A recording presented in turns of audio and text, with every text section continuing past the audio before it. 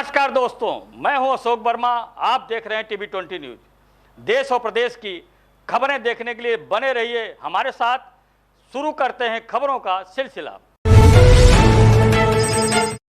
Neuro surgery के क्षेत्र में लगातार काम कर रहे lifeline hospital and research centre की टीम द्वारा इस बार ब्रेन की जटिलतम बीमारियों में से एक आर्टेरियोवेनस मालफॉर्मेशन नामक बीमारी से ग्रसित बांग्लादेश के मरीज का सफल इलाज करके लाइफलाइन हॉस्पिटल ने अपनी टीम की काबिलियत को विश्व पटल पर साबित किया है।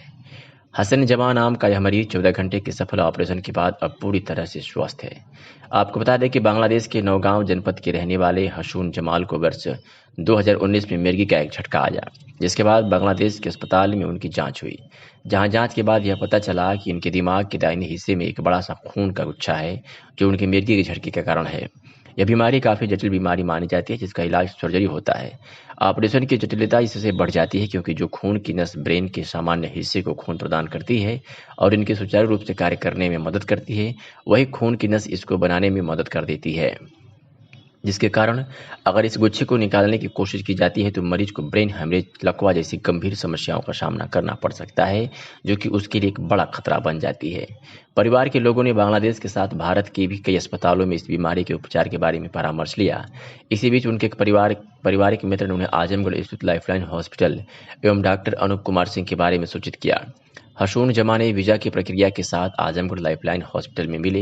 यहां पर संतुष्ट होने के बाद वह वापस बांग्लादेश गए और पुनः 7 सितंबर को भर्ती हुए लाइफलाइन हॉस्पिटल के senior neurosurgeon doctor Anoop Kumar Singh, Gayatri Kumari neurosurgeon doctor Akash एवं डॉक्टर असफर द्वारा ऑपरेशन की प्रक्रिया शुरू की गई। इस बेहद चुनौतीपूर्ण ऑपरेशन की पूरी तैयारी करने के बाद 10 सितंबर 2022 को अंजाम दिया गया। ऑपरेशन के दौरान उन सारी नसों को पूरी तरीके से बचाया गया जो ब्रेन के नॉर्मल हिस्से में खून का संचार कर रही थी, और बड़ी ही सावधानी से उन नसों को जो कि इस गुच्छे को खून दे रही थी, उन्हें धीरे धीरे काट करके अलग किया गया। और इस तरीके से एक 14 घंटे चले इस ऑपरेशन में उस गुच्छे को पूरी तरीके से दिमाग से हटा दिया गया और ब्रेन की नॉर्मल खून की नसों को और नॉर्मल खून के संचार को बनाए रखा गया, जिसके कारण पेशेंट को लकवा या दोबारा ब्रेन हेमरेज जैसा कोई खतरा नहीं होने दिया गया। ऑपरेशन के बाद की जांच में यह चीज़ पूरी तरह स्पष्ट हो गई कि गुच्छे को पूरी तरीके से निकाला जा चुका है और इनके नॉर्मल ब्रेन को पूरी तरीके से खून का संचार मिल रहा है। ऑपरेशन के दौरान आजमगढ़ से बांग्लादेश तक दुआओं का सिलसिला चलता रहा। सफल ऑपरेशन के बाद हसन जमा अपने आप को स्वस्थ महसूस कर रहे हैं। वहीं उनके परिवार वालों के चेहरे पर खुशी और संतोष साफ देखी जा रही है।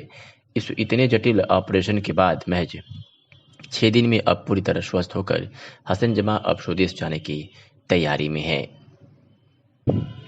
प्रेस वार्ता के दौरान डॉक्टर अनूप सिंह न्यूरोसर्जन, मरीज और परिजन ने क्या कुछ कहा, आपको सुनवा।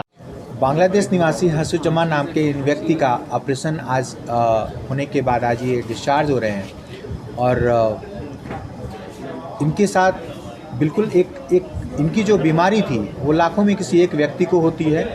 ब्रेन के दाहिने हिस्से में काफ़ी बड़ा खून की नस का गुच्छा था, जिसे आर्टेरियोवेनस मैलफॉर्मेशन कहते हैं। नॉर्मल खून की नसें जो ब्रेन के अंदर खून का संचार करती हैं, कभी कभार वो इस तरीके के एक ऐसा गुच्छा बना देती हैं कि उसके कारण पेशेंट को झटके और ब्रेन हेमरेज जैसी बीमारियां होने का खतरा पैदा हो जाता है। इन्हें आज से 3 वर्ष पहले एक मिर्गी का झटका आया, जिसमें जांच के उपरांत पता चला कि इनके ब्रेन में खून की नस का गुच्छा है। इस ऑपरेशन में जिसका इलाज ऑपरेशन था, ये इतना बड़ा गुच्छा था कि इसको अन्य विधाओं से ठीक करना संभव नहीं था।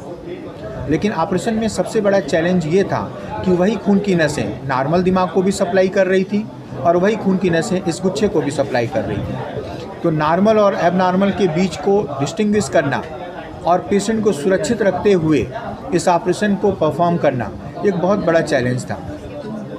इस ऑपरेशन के पीछे एक लंबी चौड़ी तैयारी की गई और उसके बाद एक 14 घंटे चले इस ऑपरेशन में, जिसमें बहुत ही सावधानी से उन खून की नसों को जो इस गुच्छे के अंदर जा रही थी, उन्हें सेक्रीफाइस करते हुए उन नसों को जो कि नॉर्मल ब्रेन को सप्लाई कर रही थी, बचाते हुए इस ऑपरेशन को किया गया। 14 घंटे चले इस ऑपरेशन के बाद पेशेंट को अगले दिन होश में लाया गया और वो पूरी तरीके से स्वस्थ था। उसे किसी तरीके का कोई लकवा या किसी तरीके की कोई और समस्या नहीं होने पाई थी। ये ऑपरेशन न्यूरोसर्जरी के सबसे जटिलतम और सबसे खतरनाक ऑपरेशन में से एक माना जाता है, जिसको आज हसन जमा के परिवार के भरोसे और ईश्वर की कृपा से हम लोगों ने पूरी सुरक्षा से अंजाम दिया। डॉक्टर, बीमारी का क्या नाम है और उनको बांग्लादेश में जैसे रहने वाले हैं तो इस बीमारी का वैज्ञानिक नाम जो है राइट टेम्पोरोपेराइटो ऑक्सीपिटल आर्टेरियो वीनस मैलफॉर्मेशन। ये इस बीमारी की जानकारी के बाद इन्होंने बांग्लादेश के बड़े शहरों, ये नौगांव के रहने वाले हैं, इन्होंने वहाँ पे भी अपने ढाका और जगह जगह कंसल्ट किया और फिर ये अपने देश में इन्होंने चेन्नई, मुंबई जैसे सेंटर्स पे वहाँ के लीडिंग बड़े बड़े हॉस्पिटल्स में भी इन्होंने इस बीमारी के संदर्भ में वहाँ पे डॉक्टरों से विचार विमर्श किया। सबसे अलग ये जैसा कि मैंने अभी कहा कि ऑपरेशन ये बीमारी बहुत ही अनकॉमन है, लाखों में एक को होती है, लेकिन ईश्वर की कृपा से 2007 से आज 2022 में पिछले 15 साल में मैंने इस तरीके के 8 ऑपरेशन किए हैं। लेकिन बाकी 7 और इसमें एक काफ़ी बड़ा अंतर ये था क्योंकि ये बहुत बड़ा गुच्छा था, बाकी इसकी तुलना में इतने बड़े नहीं थे जितना ये था, और इसके अंदर जा रही खून की नसें बाकियों से बिल्कुल अलग इस मायने में थी क्योंकि वो नॉर्मल दिमाग के बड़े हिस्से को सप्लाई कर रही थी। तो एक बेहद खतरनाक पहलू ये था कि पेशेंट को ऑपरेशन के किसी भी क्षण में लकवा और ब्रेन हेमरेज का खतरा हो सकता था। तो ऑपरेशन के समय क्या क्या दिक्कत आई, जैसे आपने बताया कि भी नस वहाँ फट गई थी, क्या हो गया? इस ऑपरेशन में चूँकि नसें इस तरीके की डिस्ट्रीब्यूटेड थी चारों तरफ से, इस गुच्छे के अंदर आगे से, पीछे से, ऊपर से, नीचे से, हर तरफ से गुच्छे नसें इसमें जा रही थी। तो ऐसे में इस ऑपरेशन में हम लोग का एक मुख्य स्टेप होता है कि सबसे पहले इसको खून देने वाली नसों को हम लोग ब्लॉक करते हैं और उसके बाद लास्ट स्टेप होता है कि इससे जो खून निकलने वाली नस होती है उसको हम लोग लास्ट में ब्लॉक करते हैं। लेकिन यहाँ पे जटिलता ये थी कि जो खून निकलने वाली नसें थीं वो कई तरफ फैली हुई थी। नतीजा वो आमतौर पे सिर्फ एक तरफ होती हैं, लेकिन इतने बड़े गुच्छे के कारण इसकी नसें ऊपर की तरफ भी जा रही थी और नीचे की तरफ भी जा रही थी। तो एक चारों तरफ से ट्यूमर टेंट हो चुका था, हम चारों तरफ से डिसेक्ट कर चुके थे, लेकिन लास्ट स्टेप हम इसीलिए नहीं परफॉर्म कर पा रहे थे क्योंकि अगर इसमें से किसी भी एक ड्रेनिंग चैनल को हम काटते तो ये फूल के फटता। लेकिन जब लास्ट में हमने ये पाया कि बिना इस रिस्क को उठाए इस लीजन को पूरी तरीके से निकालना संभव नहीं है, तो एक लास्ट स्टेप के रूप में फिर हमने उस स्टेप को करना पड़ा। और जैसे ही हमने एक मेजर ड्रेनिंग चैनल को सेक्रीफाइस किया, जो इसका एक मुख्य पार्ट रहता है, वो पूरी तरीके से फूल करके चारों तरफ से फटने लगा। थोड़ी सी ब्लीडिंग वहाँ पे उस समय स्टार्ट हुई और जो कि काफ़ी तेज़ ब्लीडिंग थी। और उसके बाद न्यूरोसर्जरी का एक सबसे खतरनाक पहलू जिसको कहते हैं हम लोग कमांडो रिसेक्शन, इसका नाम ही इस प्रोसीजर का हो जाता है उसके बाद कमांडो रिसेक्शन, क्योंकि फिर आपको पूरी तरीके से कमांडो की तरीके से इस लीजन को एक्सरसाइज करना पड़ता है। तो एक लास्ट रिफर्ट जो इसका था, इसका एक लास्ट स्टेप जो इस ट्यूमर का था, 12 घंटे बाद फिर मुझे उस ऑपरेशन को कमांडो रिसेक्शन में कन्वर्ट करना पड़ा। और कमांडो रिसेक्शन के बाद हमने पूरी तरीके से ब्लीडिंग रोकी और उसके बाद फिर हमने जब रिसेट करने के बाद देखा तो हमने पाया कि सारी ब्लीडिंग रुक चुकी थी, सारी खून की नसें जिन्हें हम बचाना चाह रहे थे हम बचा चुके थे और हम ट्यूमर को पूरी तरीके से एक्सरसाइज कर चुके थे। कितना टाइम लगा इसको? इस ऑपरेशन को पूरी तरीके से संपादित करने में लगभग 14 घंटे का समय लगा। বলবো 2019 সালে অক্টোবরের 4 তারিখে আমার এই ঝাটকা মারে, মানে খিঁচুনি হয়। তো বাংলাদেশের ডাক্তার দেখায়, ওখানে এমআরআই করে আপনার ধরা পড়ে ইভিএম। ওখান থেকে ঢাকাতে যাই, বাংলাদেশের রাজধানী ঢাকা, ওখানে ডাক্তার দেখায়, ওখানে ওই একই। পরে ওরাও ওখানে বলে যে অপারেশন করতে হবে। তো বাংলাদেশের ডাক্তার বলছিল যে এখানে না করাটাই ভালো, কারণ আমাদের এখানে অত প্রশিক্ষিত ডাক্তার বা ইনস্ট্রুমেন্ট নাই। তাই সিদ্ধান্ত নেই যে ইন্ডিয়াতে আসব। তো প্রথমে যাই চেন্নাই, এমজিএম হাসপাতালে, চেন্নাই। তো ওখানে যাওয়ার পর এনজিওগ্রাম করার পর মানে মনের ভিতরে একটা কেমন যেন একটা আসে, মানে ওদের আচরণটা খুব একটা যে ভালো লাগলো না। মানে টাকা পয়সা একবার বললে এনজিওগ্রামেই ভালো হয়ে যাবে, 3 বার বা 4 বার করলে ভালো হয়ে যাবে। পরে বললো যে অপারেশন করতে হবে। টাকা লাগবে অনেক, প্রায় 9 লাখ টাকা ইন্ডিয়ান রুপি, 9 লাখ। তখন আমার এখানে আমার আত্মীয় চিকিৎসা করছিল, ওর চিকিৎসা ভালো আছে চিকিৎসা করার পরে। मेरा नाम नौशीन है, मैं इनकी डॉटर इन लॉ हूँ। तो पहले इन्हें 20 साल से माइग्रेन की प्रॉब्लम थी। हमने जितने भी डॉक्टर्स दिखाए सब ने माइग्रेन के ही इलाज किए। फिर 2019 के अक्टूबर की 5 तारीख को इन्हें झटका आया, तो फिर हम इन्हें ले गए। फिर वहाँ पर MRI करने के बाद पता चला कि AVM का प्रॉब्लम है, तो मेडिसिन्स चल रही थी। फिर 2021 में हमने फिर से MRI करवाया, तो पता चला कि ये बढ़ रहा है। तो हमारे वहाँ के डॉक्टर ने कहा कि जल्द से जल्द ऑपरेट कर लेना अच्छा है, पर हमारे बांग्लादेश में इतने अच्छे डॉक्टर या ज़्यादा इक्विपमेंट्स नहीं हैं, तो इंडिया जाना बेटर रहेगा। तो पहले मेरे पापा इनको साथ लेकर चेन्नई गए। तो चेन्नई जाने के बाद वहाँ खर्चा थोड़ा ज़्यादा था, वो लोग बता रहे थे कि तकरीबन 9 लाख तक खर्चा होगा। तो फिर हम यहाँ आए और यहाँ ऑपरेट किया अनूप सर ने। अब वो बिल्कुल ठीक हैं, ठीक से चल फिर रहे हैं और बात भी कर रहे हैं। यहाँ कितना खर्च लगा ये तो मेरे पापा बता पाएंगे, वो सब ये कह रहे हैं कि जैसे बांग्लादेश से इंडिया में आने के पासपोर्ट वीज़ा सब कर ही आए हैं, कोई बात नहीं है। ऑपरेशन के बाद किसी तरह की कोई कॉन्सिक्वेंसेस बोलने में तकलीफ नहीं, कोई प्रॉब्लम नहीं है, वो अब ठीक है, बिल्कुल ठीक है। रामगढ़ जनपद में इसहाकपुर थाना औरला निवासी पीड़ित पिता कपिल देव चौहान पुत्र श्रीराम चौहान ने बताया कि मेरा पुत्र पप्पू चौहान और रोहित चौहान बुरी संगत के व्यक्ति हैं। अक्सर शराब गांजा पीना और मारपीट व गाली गुप्ता दोनों लोगों को देते रहते हैं और हमको शराब पीकर मारते पीटते हैं। अपने दोनों पुत्रों पप्पू और रोहित से अत्यंत परेशान हो चुका हूं। हमें अपने पुत्रों से जान का खतरा है। हमारा पुत्र पप्पू चौहान अनावश्यक फर्जी तरीके से थाने पर दरख्वास्त देकर लोगों को फंसाने के लिए परेशान करता रहता है। इसके पूर्व पप्पू चौहान ने संजय निषाद पुत्र सभाजीत निषाद ग्राम इसहाकपुर थाना हिरौला के खिलाफ फर्जी अपहरण का प्रार्थना पत्र दिया, जिससे स्थानीय पुलिस संजय निषाद को परेशान कर रही है। हमने स्थानीय थाने पर प्रार्थना पत्र देकर कहा कि संजय निर्दोष है, जबकि हम अपने पुत्रों के आतंक से अपने समधि के यहाँ अयोध्या में तीसरे पुत्र और बहू के साथ सुरक्षित हैं। हमारी दूसरी पत्नी उर्मिला को 9 सितंबर 2022 को पुत्र पप्पू ने मारा पीटा था। हम पुलिस अधीक्षक महोदय से मांग करते हैं कि उपरोक्त प्रकरण को संज्ञान में लेते हुए फर्जी दरख्वास्त देने के मामले में हमारे पुत्र पप्पू चौहान के खिलाफ कठोर से कठोर कार्रवाई करनी और हमारी सुरक्षा के लिए थानाध्यक्ष अरोड़ा को निर्देशित किया जाए, ताकि हमें न्याय मिल सके। क्या नाम है आपका? उर्मिला देवी। कहाँ के रहने वाले? इसहाकपुर। कौन सा थाना है? अरौला। क्या मामला है एसपी कार्यालय का? यह मामला है कि घर पर काबला थमन के रहे ना देवल चाहते हैं। कौन नहीं रहने दे रहा है? ये पप्पू। पप्पू कौन है? पप्पू काबला हमारे सौते के लड़का है, सौती के नहीं। हम दूसर मातारी हैं। संजय निषाद के ऊपर जो है? हाँ, संजय निषाद के ऊपर जमाना तो झूठा इल्जाम है। हाँ, वो झूठा है। तो आपके हस्बैंड का अपहरण नहीं हुआ? नहीं, कबो ना हुआ है। वो कहाँ रहना? वो हम लोग तीनों मिला काबला था, पतो है और लड़का आई, सब लोग हमने समझियाने रहते हैं। वही लड़का पैदा भला, वही हम लोग हैं ला। लड़का की तबीयत खराब है, वही के लेके काबला था झिलल जाता है। पुलिस इनके यहाँ पुलिस इनके हाँ, तो आप लोग थाने पर जाके पुलिस को बताना चाहिए ना कि हाँ, बहुत बता चुके हैं। कई का बेर कप्लीकेशन दे नहीं कि काबला था उनके घर मत जाए। तो क्या कर रहे हैं? हाँ, लेकिन तो कोनो सुनवाई ना भाई। हाँ, काबला था हम कहानी कि वो हमारे के बीचे ना हम, लेकिन हमारे के तंग मत करा लोगों। और खाने के लिए घर में कुछ नहीं है, जा करके का खाएं? क्या चाहती हैं?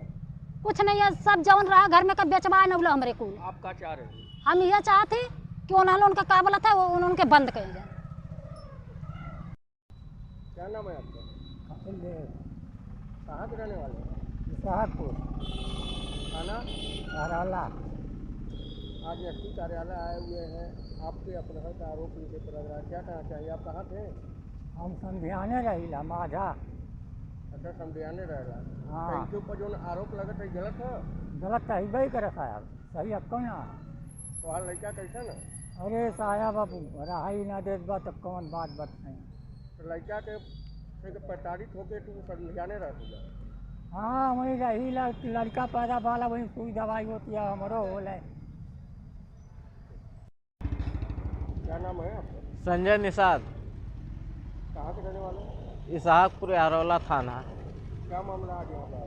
सर, हम एक हमारे गांव के पप्पू चौहान है, वो घड़ी घड़ी 3 महीना से एप्लीकेशन दे रहे हैं कि हमारे पिताजी को अपहरण किए हैं, हमारे पिताजी को उठा के ले गए हैं, रखे हैं, जो कि उनके पिताजी अपने संध्यान में हैं, उनके भाई मोहित चौहान के साथ में हैं और उनकी औरत भी साथ में है। उनका हम कई बार थाने भी ला के बयान करा चुके हैं।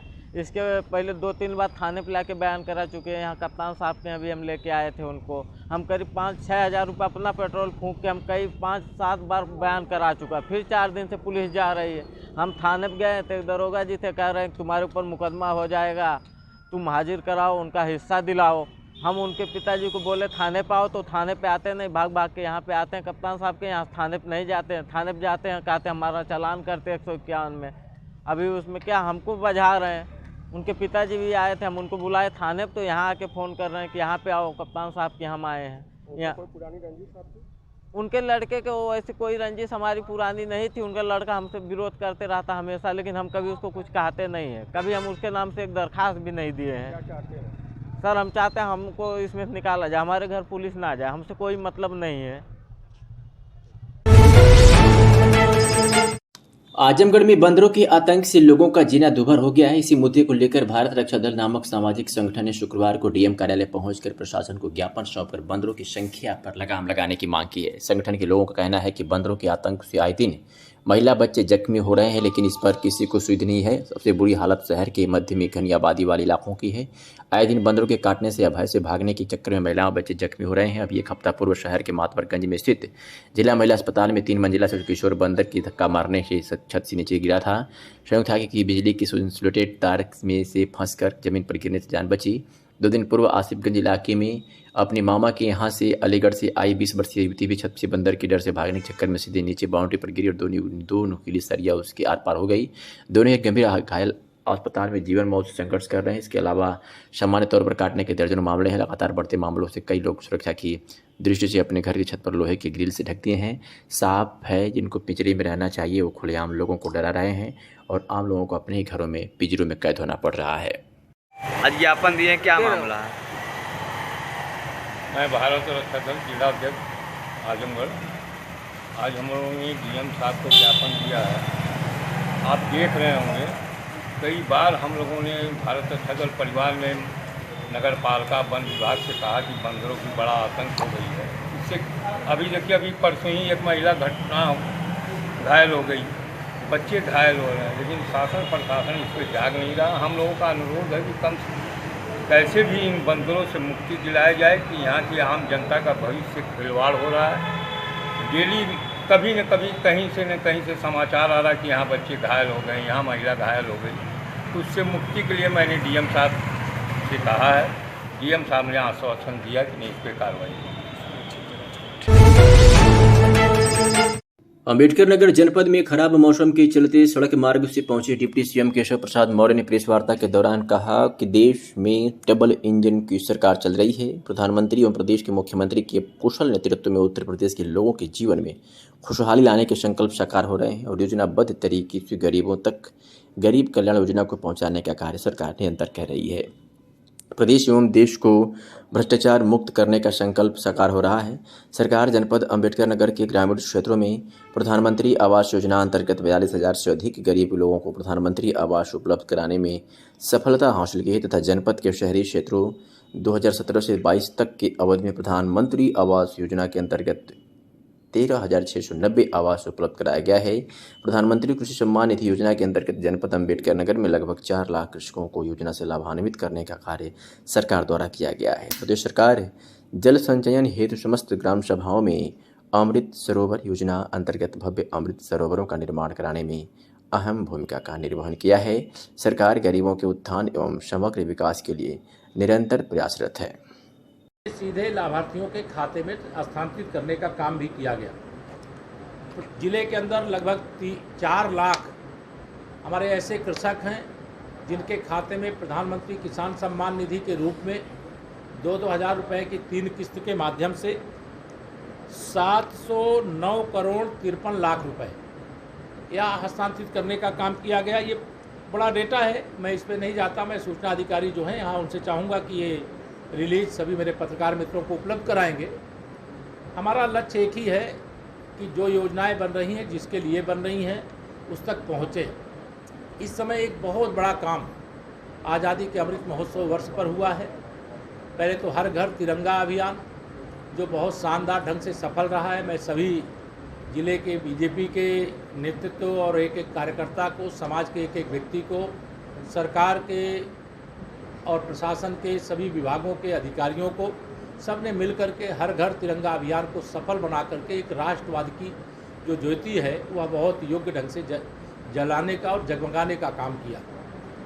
अमृत महोत्सव वर्ष पर हर लोकसभा क्षेत्र में 75 की संख्या में अमृत सरोवर बनाने का, और फिर प्रदेश सरकार ने हर ग्राम सभा में 2 और सरोवर निर्माण करने का एक लक्ष्य रखा है, और उस दिशा में बहुत अच्छा कार्य हमारा आगे बढ़ रहा है। आज मुझे एक सरोवर का निरीक्षण का कार्यक्रम था, आप सब जानते हैं, लेकिन मौसम ख़राब होने से, देरी होने से और रास्ता थोड़ा सकरा होने से मैं आज ना तो अमृत सरोवर निरीक्षण के लिए जा पाया हूं और ना गौशाला निरीक्षण के लिए जा पाया हूं, और जो औचक निरीक्षण के बहुत सारे जो विषय थे उसको भी मैंने आज मौसम को देखते हुए छोड़ने का काम किया। लेकिन हमारी सरकार का यही प्रयास है, हर नागरिक के जीवन में खुशहाली आना चाहिए। उत्तर प्रदेश के 24 करोड़ जो लोग हैं, तो हमारी सरकार की जिम्मेदारी है, और माननीय प्रधानमंत्री श्री नरेंद्र मोदी जी के मार्गदर्शन में, माननीय मुख्यमंत्री योगी आदित्यनाथ जी के नेतृत्व में उस जिम्मेदारी को हम लोग ठीक ढंग से निर्वाह करने का प्रयास कर रहे हैं। और इसके कारण से सपा, बसपा, कांग्रेस या सब में एक बेचैनी का आलम है। लेकिन इन तीनों दलों का स्पष्ट तौर से अगर मैं कहूँ तो उत्तर प्रदेश में कोई भविष्य नहीं है, और आने वाला जो नगरीय निकाय चुनाव है, आने वाला जो लोकसभा चुनाव है, भारतीय जनता पार्टी इतिहास की सबसे बड़ी सफलता अर्जित करेगी उत्तर प्रदेश में। इतना मेरी ओर से कहना। कोई सवाल एक दो?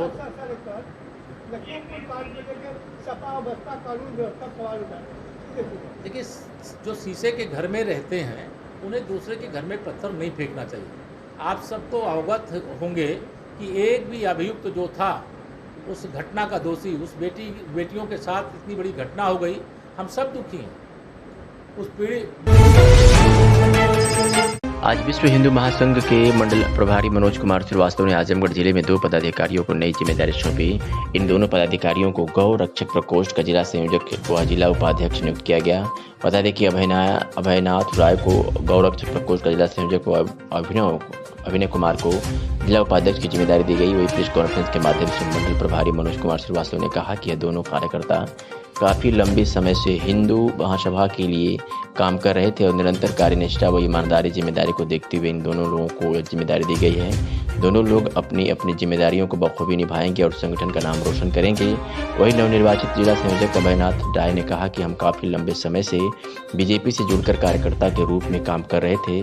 साथ ही हिंदू महासंघ के साथ हम काफ़ी लंबे समय से जुड़े हुए हैं। सन 2004 से हमने संगठन से जुड़े हैं, तब से हम किसी संगठन के साथ कार्य करें और हर छोटी बड़ी समस्या में भी संगठन के साथ रहे हैं। वहीं हमारी कार्यशाला को देखते हुए संगठन द्वारा हमें यह जिम्मेदारी दी गई है। इस जिम्मेदारी के लिए संगठन को बार बार धन्यवाद देते हैं। साथ ही विश्वास दिलाते हैं कि हम संगठन का नाम खराब नहीं होने देंगे और गरीब लाचार परेशान लोगों को हमेशा सहायता देते रहेंगे। सबसे पहले अपना हम अभयनाथ कुमार राय, ग्राम बीकापुर, पोस्ट बक्सपुर, जिला आजमगढ़ का निवासी हूँ। हमें इस बात की खुशी हुई कि मनोज श्रीवास्तव से जब मिला, मैं पार्टी में 30 साल से कार्यरत था, लेकिन बड़े लोग हमारे पीछे लगे कि ऐसा आपको कोई पद दिया जाए, लेकिन हमने कहा कार्य को मैं बीजेपी का हमेशा सेवा किया हूँ, करूँगा। आज तक पूरी मैं सेवा किया, जो कि क्षेत्र में 5 करोड़ रुपया मैं गरीबों को अपने बैंक से योगदान भी किया हूँ।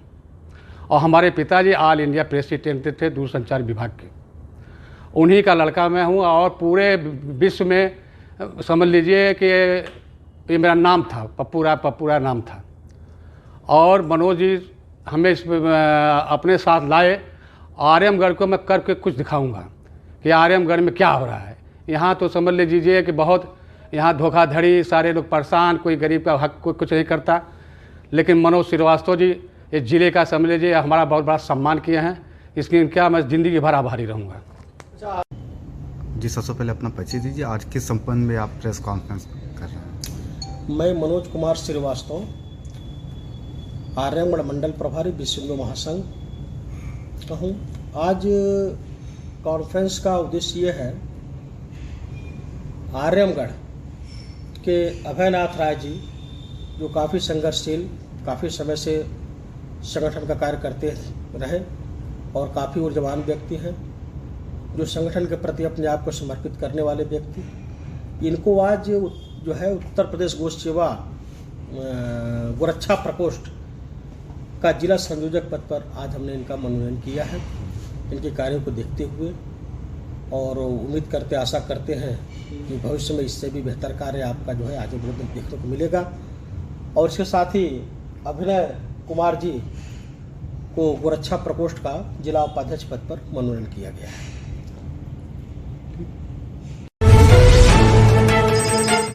जिले को 2025 तक टीबी मुक्त करने के उद्देश्य से स्वास्थ्य विभाग लगातार कार्य कर रहा है। इसी क्रम में जिले में मौजूद 207 सामुदायिक स्वास्थ्य अधिकारी की सहभागिता से ब्लॉक स्तरीय टीबी मरीजों को खोजकर उनके तुरंत उपचार को प्राथमिकता दी जा रही है। आशा कार्यकर्ता के जरिए संभावित 6 रोगियों को चिन्हित और उनकी जांच कर तत्काल उपचार मुहैया कराएंगे। इसी उद्देश्य से CHO को प्रशिक्षण दिया गया है।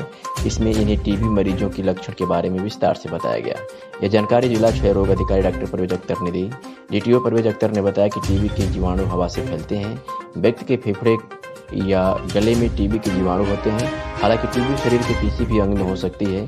फेफड़ों की टीबी संक्रामक होती है, जो कि हवा के जरिए एक से दूसरे व्यक्ति में फैलती है, जो उसके खांसने, छींकने और खांसते समय जीवाणु हवा में फैल जाते हैं। टीबी के जीवाणु हवा में काफ़ी समय तक रह सकते हैं, इसलिए ज़रूरी है मरीज को खांसते छींकते समय अपने मुंह को रुमाल या तौलियों से ढक लेना चाहिए। घर में और सार्वजनिक स्थलों पर भी मास्क लगाना बेहद आवश्यक है। नगर पंचायत में जहां स्वच्छ सर्वेक्षण अभियान चलाकर नगर को साफ सुथरा बनाने का दावा किया गया, वहीं नगर प्रशासन की पोल लगातार हो रही बारिश ने खोल कर रख दिया है। खबर आजमगढ़ के हथौड़े से आपको दिखा रहे हैं, जहां नगर में चारों तरफ भारी जल जमाव है, जिससे लोगों को काफी कठिनाइयों का सामना करना पड़ रहा है। वही स्थानीय दुकानदार भी जल जमाव से प्रभावित हो रहे हैं तथा दूषित पानी के जल जमाव से लोग जूझ रहे हैं। नगर पंचायत में सबसे बड़ी समस्या जल निकासी की है, जिसका अभी तक संपूर्ण निस्तारण नहीं कराया गया, जिसकी वजह से हल्की बरसात में ही प्रशासन की पोल खुल जाती है। वहीं सड़कों पर लबालब पानी जमा हो जाता है। स्थानीय लोगों के साथ ही विद्यालय जाने वाले छोटे छोटे बच्चों की मुसीबतों का सामना करना पड़ता है। नगर के सबसे ज्यादा जल जमाव वाले लोहिया नगर वार्ड में लोग घुटने भर पानी में सफर करते हैं, जहां जल जमाव की समस्या सबसे बड़ी समस्या है। जबकि इसी वार्ड में राजकीय कन्या इंटर कॉलेज, कस्तूरबा विद्यालय, BRC तथा कंपोजिट विद्यालय के साथ ही सबसे अधिक खाताधारकों वाला बैंक यूनियन बैंक भी है, जो जल जमाव की समस्या से बराबर जूझता रहता है। इसी प्रकार नगर के बुधनिया रोड सहित अन्य मोहल्लों की स्थिति है। वार्ड नंबर 1 अम्बेडकर नगर में डॉक्टर बदरुद्दीन के हॉस्पिटल से शांति चौक तक घुटने भर पानी से होकर लोगों को गुजरना पड़ रहा है। नगर कर्मचारियों की लापरवाही से नालों की साफ सफाई सही ढंग से नहीं की जाती है, जिसकी वजह से नालों का गंदा पानी सड़कों पर बहता है। नगर का कोई भी कर्मचारी इस पर ध्यान नहीं देता। इस समस्या के संदर्भ में बात करने के लिए जब शासी अधिकारी को फोन लगाया गया, उनका फोन स्विच ऑफ रहा। इस संबंध में नगर के राहुल मिश्रा, डॉक्टर राजा राम सिंह, छांगुर जायसवाल, राधेश्याम गुप्ता, शिव कुमार गुप्ता, आनंद जायसवाल, जयप्रकाश विश्वकर्मा, डॉक्टर बदरुद्दीन, मिश्री लाल गौतम आदि ने शासन प्रशासन से मांग की है कि जल्द से जल्द जल निकासी की व्यवस्था की जाए, नहीं तो हम लोग आंदोलन के लिए बाध्य होंगे। इसकी सारी जिम्मेदारी शासन प्रशासन की होगी। आइए सुनाते हैं कि स्थानीय नगरवासियों ने क्या कुछ कहा। क्या नाम है आपका? महेश कुमार गुप्ता। ये जो आज जल जमाव हुआ है यहाँ नगर पंचायत में, इसके बारे में बताइए। ये तो आज कई बरसों से इस तरह से जाम होता है और कई बार एप्लीकेशन भी दिया गया है। 3 साल से तो लगातार न्यूज चैनल पे चल रहा है, कोई सुनवाई नहीं हो रही है। ईओ साहब के जैसे कान में मट्टी का तेल पड़ा है। आज घरों में पानी गया, सबके दुकानदार में पानी चला गया। अरे बड़ा नुकसान हुआ है, अगल बगल वालों का लंबा नुकसान हुआ है। क्या चाहते हैं आप लोग? हम लोग चाहते हैं कि नई नाली बन करके दूसरी नाली बने। जैसे कहते हैं मुख्य नाला भी बहुत दिनों से जाम है, सफाई नहीं हुई है। जब कभी सफाई नहीं होगा तो जाम होबे करेगा। कहाँ के रहने वाले हैं? अच्छा, नगर पंचायत में आज जो है बरसात हुई है, इसके बाद पूरी तरह से जल जमाव हो गया है।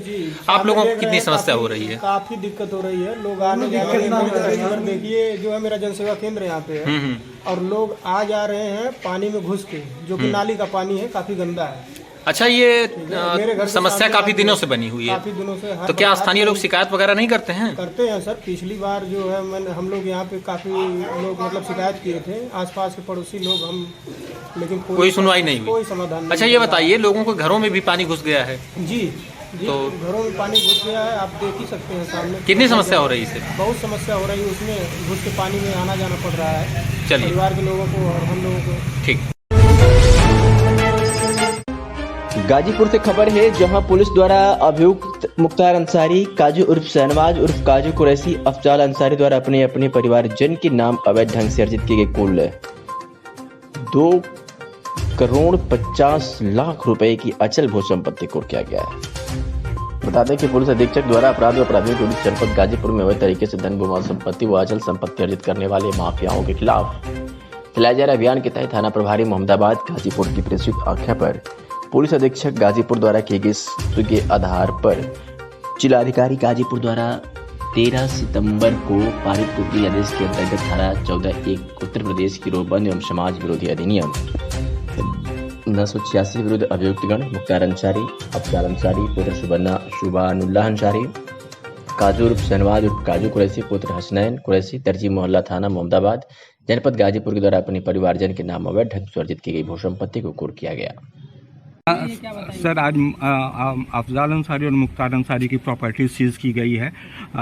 अफजाल की कुछ ज़मीनें हैं और मुख्तार अंसारी का मकान है। क्या कार्रवाई की गई है? कुल कितने की प्रॉपर्टी के विरुद्ध कार्रवाई हेतु 14(1) की धारा गैंगस्टर एक्ट में बहुत सारी प्रॉपर्टीज़ जो है वो विगत कुछ दिनों में जब्तीकरण उसका कराया गया है। आज 3 व्यक्तियों की प्रॉपर्टी का जब्तीकरण धारा 14(1) गैंगस्टर एक्ट 1986 के अंतर्गत किया जा रहा है। नंबर 1 मुख्तार अंसारी की प्रॉपर्टी, जहां पे हम लोग अभी खड़े हैं, यहां पे इनका मकान सीज किया जा रहा है। दूसरा अफजाल अंसारी की कुछ 5 अराजी नंबर्स है, जिसका कुल रकबा 0.3 हेक्टेयर्स है। और काजू कुरैशी जो इनका गैंग मेंबर है, उसकी भी प्रॉपर्टी को आज जब्त कराया जाएगा। कुल अनुमानित कीमत इन प्रॉपर्टीज़ की लगभग 2.5 करोड़ रुपए के आसपास है। जिसमें मुख्तार अंसारी का मकान है। मुख्तार अंसारी का मकान है, अफजाल अंसारी की लैंड प्रॉपर्टी है और काजू कुरैशी की भी लैंड प्रॉपर्टी है। इसमें इसी तरीके की कार्रवाई अन्य लोगों के खिलाफ, इनके गैंग मेंबर के खिलाफ, इन लोगों के खिलाफ जारी रहेगी। कई सारी प्रॉपर्टीज़ इनकी जैसे जैसे मिलते जा रही है हमारी टीमों को, उस तरीके से वो कुर्की जो है वो कराई जा रही है। ये जो गौ तस्कर, पशु तस्कर काजू था, ये मुख्तार गैंग का ही है? जी मेंबर है जी। आजमगढ़ के बुढ़नपुर तहसील क्षेत्र के भीलमपुर छपरा गांव निवासी मयंक शेखर पुत्र अशोक कुमार के घर बधाई देने वालों का तांता लगा रहा। बता दें कि मयंक शेखर के पैतृक आवास पर आज भव्य स्वागत समारोह का आयोजन किया गया, जिसमें अटेवा के अध्यक्ष महेंद्र मृदुल जी द्वारा कार्यक्रम की अध्यक्षता की गई। उन्होंने कार्यक्रम को संबोधित करते हुए कहा कि ग्रामीण क्षेत्रों में प्रतिभा की कमी नहीं है, बस जरूरत है उसे संवारने की। अशोक द्वारा मयंक को अच्छी शिक्षा और तामील दी गई, जिसकी बदौलत मयंक द्वारा 1102 रैंक लाकर के क्षेत्र का नाम रोशन किया गया। वहीं अटेवा के प्रदेश मंत्री विजय प्रताप यादव ने कार्यक्रम को संबोधित करते हुए कहा कि यह निश्चित रूप से सराहनीय कदम है। इससे क्षेत्र के युवा पढ़ाई की तरफ उन्मुख होंगे और IIT में भी अपना मुकाम हासिल करेंगे। मयंक शेखर ने अपनी तैयारी और सफलता का श्रेय अपने पिता अशोक कुमार और माता तथा गुरुजनों को दिया। कार्यक्रम के आयोजक अशोक कुमार ने आए हुए अतिथियों का आभार व्यक्त किया। डॉक्टर सतुन संतोष, जितेंद्र कुमार, कृपाशंकर भुवाल, रामकृष्ण मोहन सहित सैकड़ों लोगों ने हिस्सा लिया और उनके उज्जवल भविष्य की कामना की। सुनाते हैं कि मीडिया से बातचीत करते हुए मयंक ने अपनी शिक्षा के बारे में क्या कुछ कहा। सर, सबसे पहले आपका बहुत बहुत आभारी हैं कि आप हमारे घर तक आए। आपको बहुत बहुत साधुवाद, धन्यवाद। मेरा नाम अशोक कुमार है, मैं पेशे से सहायक अध्यापक हूँ। ये आपका तरौलिया ब्लॉक में प्राथमिक विद्यालय मुंडेरा, अब कंपोजिट विद्यालय हो गया, उसी पे सेवारत थी। मैं मुंडेरा का हूँ सर, और मुंडेरा से हमारे गांव से आए भी हैं। बहुत बहुत अच्छा, जो जैसे आपका बच्चा सफल हुआ तो आपको कैसा लग रहा है, क्या महसूस कर रहे हैं? मतलब आपको पहले से पता था कि मतलब कि निकाल लेंगे? जो अध्ययन की निरंतरता थी, उससे यह स्पष्ट हो रहा था कि हमारा लड़का कहीं कहीं पढ़ा को हासिल कर लेगा। क्योंकि रेजोनेंस के रिजल्ट को देखते हुए और जो फर्स्ट अटेम्प्ट हुआ उसके रिजल्ट को देखते हुए एडवांस में जो पिछली बार परफॉर्मेंस इसने 1785 रैंक लाया, इसे एक उम्मीद थी कि हमारा लड़का अच्छे पढ़ाव को हासिल करेगा। ये निश्चित था। आप क्या सोच रहे थे कि मतलब हमारा लड़का इंजीनियर बने या डॉक्टर बने? नहीं, लड़के के हावी के ऊपर निश्चित है कि लड़के जाएगा कहाँ। हम तो एक ईंधन मात्र हैं, उसके पीछे पीछे लगे ईंधन की तरह है। तो डॉक्टर की पूरी एनर्जी का बैकअप आप बिल्कुल है। जैसे जितनी पावर इनके अंदर चार्ज करने की बैकअप आपके पास है, तो कहाँ जाएंगे जब तक आप चार्ज नहीं करेंगे? जहाँ तक चार्जिंग पावर तो जो आप हैं। देश वो समझे हैं, हम उसके पीछे दृढ़ संकल्पित हैं। नहीं पूरी सेवा देंगे। आप मतलब इनको मोटिवेट किए कि यही करो। नहीं नहीं, ये तो लड़के ऐसा की कुछ विचारधारा खो जाए, क्योंकि हम कला वर्ग से थे। इंजीनियरिंग लाइन हमारा कोई विज्ञान वर्ग था भी नहीं कि हम जानते थे इसके बारे में। ये विजन और उद्देश्य इसी को पता था और इसी के पीछे हमने केवल आप सपोर्ट कर रहे थे जो भी करना लेकिन हो। जब से पढ़ रहे हैं तब से हम उससे ज़्यादा पढ़ रहे हैं। अच्छा, आप भी पढ़ रहे हैं? जब से पढ़ रहे हैं, एक गार्जियन होने के नाते मैं ज़्यादा एक्टिविटी हमारी उसी तरफ रहती है। आपकी भी पढ़ाई चल रही साथ साथ? नहीं, पढ़ाई नहीं, पढ़ाई अरे मतलब वही साथ में पढ़ना ये नहीं होता। जैसे गार्जियन बच्चे को जगाना, तैयार करना, बार बार उनको मतलब परीक्षा के प्रति सतर्क करना, सारी चीज़ों के प्रति दायित्व गार्जियन की जो जिम्मेदारी है। चलिए, बहुत अच्छा। पहले परिचय दीजिए अपना। मेरा नाम है पूरा परिचय में अपना गाँव सब कुछ बताइएगा। कहाँ से? मेरा नाम मयंक शेखर है और मेरा घर भीलमपुर छपरा बुढ़नपुर आजमगढ़ है। मैं यूपी का हूँ। आपने कौन सी परीक्षा उत्तीर्ण किया? IIT जी। अच्छा, आपके पिताजी क्या करते हैं? सरकारी टीचर हैं।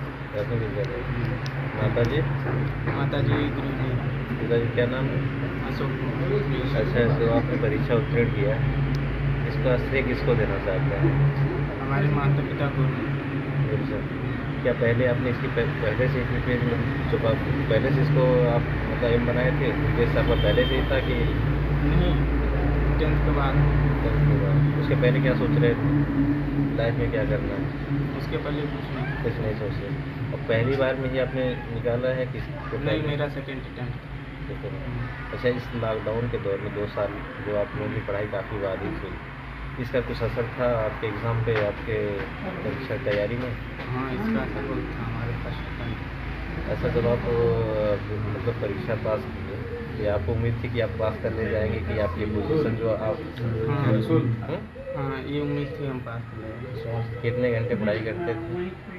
हमारी कोचिंग 5 घंटे चलती थी। उसके बाद कोचिंग पे गया? रेजोनेंस। 5 घंटे कोचिंग में। और फिर स्वतः स्टडी कितने घंटे करते थे? 6-7 घंटे। 6 से 7 घंटे। जैसे आजकल सोशल मीडिया का ज़माना है, हर मतलब की युवाओं का एक भटकने या भटकाने का साधन जो बना हुआ है, फेसबुक, ट्विटर, व्हाट्सएप, इन चीज़ों पे बच्चे आजकल जैसे कि ज़्यादा व्यस्त हो जा रहे हैं, ज़्यादा समय दे रहे हैं। क्या आप भी सोशल मीडिया से जुड़े थे? हाँ, चलाते थे हम भी सोशल मीडिया। यूट्यूब के अलावा कुछ नहीं चलाते। कितना समय? जैसे ज़्यादा समय देते जैसे फ्री फायर गेम और सारी चीज़ें आ गई? गेम तो हम नहीं खेलते। गेम नहीं खेलते। कितना समय मोबाइल पे देते थे? हमारा एवरेज 2 घंटा जाता था, 2 घंटा ऐसे। अच्छा, फ्रेंड सर्किल कैसी थी आपकी? जैसे बहुत ज़्यादा फ्रेंड सर्किल भी है इस समय चल रही है, जैसे दोस्तों को ज़्यादा समय देना, बाहर जाना, ऐसी चीज़ें? क्या हमारा फ्रेंड सर्कल बहुत बड़ा है। कितना था? 2-3 दोस्त थे। 2-3 दोस्त समय दे पाते थे? साथ ही रहते थे। साथ ही रहते थे। और जो पुराने पहले के दोस्त थे?